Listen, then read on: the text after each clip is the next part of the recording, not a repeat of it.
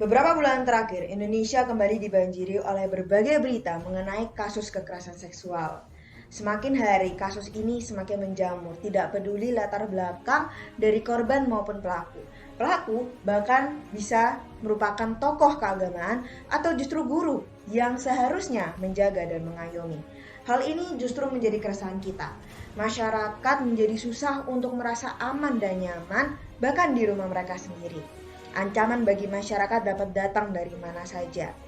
Terlebih lagi, kita harus membuka mata mengenai fakta bahwa kekerasan seksual tidak hanya dapat terjadi kepada perempuan, tapi juga bisa kepada laki-laki. Hal yang perlu kita perhatikan adalah bagaimana respon masyarakat mengenai kasus kekerasan seksual. Kerap kali masyarakat lebih terfokus kepada sang korban, bukan kepada sang pelaku.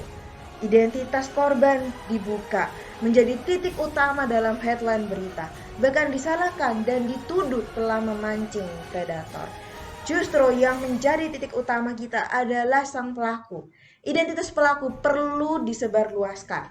Selain untuk mendapatkan hukuman sosial, pelaku juga bisa kesulitan untuk mendapatkan pekerjaan karena jejak kriminal yang dimilikinya. Selain itu, kita perlu berhenti untuk menyalahkan pihak korban. Pihak korban adalah mereka yang dirugikan. Kesehatan mental dan fisik mereka terganggu.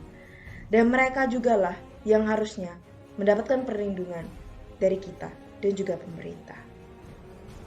Ada satu hal lagi yang saya rasa perlu untuk kita perbaiki. Kerap kali ketika kita berbicara mengenai kekerasan seksual, semuanya tertuju, semuanya mengarah, semuanya terfokus kepada pihak perempuan. Kita tahu bahwa pihak perempuan sering menjadi pihak korban dan pelaku adalah laki-laki. Ketika kita berbicara mengenai kekerasan seksual, semuanya berbicara mengenai larangan bagi pihak perempuan.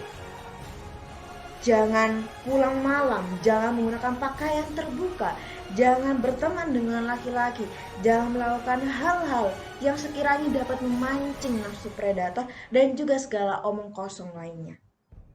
Bisakah kita sadar bahwa semuanya itu bukan menjadi poin utama dalam naiknya angka kekerasan seksual? Bahkan perempuan yang berpakaian tertutup bisa menjadi korban. Gadis lugu yang tidak mengerti apa-apa bisa menjadi korban. Wanita yang suka tinggal di rumah dan tidak suka pergi keluar-luar bisa menjadi korban. Daripada terfokus kepada apa yang tidak boleh dilakukan oleh wanita, bagaimana kalau kita ubah fokus kita kepada apa yang seharusnya dilakukan oleh laki-laki, yaitu menahan nafsu. Jangan menjustifikasi bahwa laki-laki bebas melakukan segalanya dengan berkedok sudah lahir dengan nafsu tinggi. Tuhan yang Maha Kuasa telah menciptakan kita lengkap dengan otak untuk bisa berpikir, lengkap dengan hati nurani untuk bisa merasakan empati, untuk bisa merasakan rasa sedih. Jadi marilah kita gunakan karunia yang sudah Tuhan yang Maha Kuasa berikan, otak dan hati kita. Dalam semua agama, saya percaya bahwa kekerasan menjadi bagian dari dosa. Di dalam ajaran Kristen dan juga Katolik, melihat niat jahat di dalam hati saja Tuhan sudah tidak mau dengar, apalagi kejahatan yang sudah dilakukan dan merugikan orang lain. Selain berdosa di mata yang Maha Kuasa, kekerasan seksual juga tentu merugikan pihak korban. Kesehatan fisik dan mental yang rusak, munculnya trauma di dalam hidupnya, bahkan ada niatan untuk bunuh diri.